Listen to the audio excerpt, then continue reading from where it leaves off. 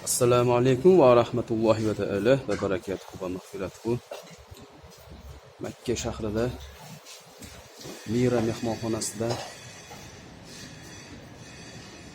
tushlikka harakat qilyapmiz inshaalloh.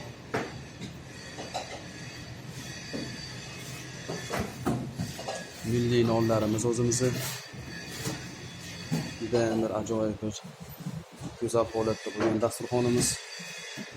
Alhamdulillah. Salomat bo'lasizlar. Qovunlar, mevalarimiz mandarin, olma, apelsin,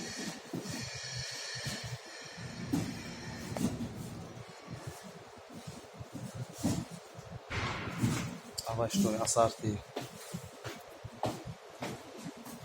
sabzavot, ko'katlarimiz mana hamma xil inshaalloh.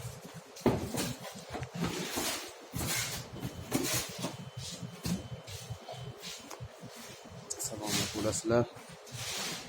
Akalarimiz kelib inshaalloh duolar qilib mazzaqli tanovul qilishsa bo'ldi, biz xursand bo'lamiz.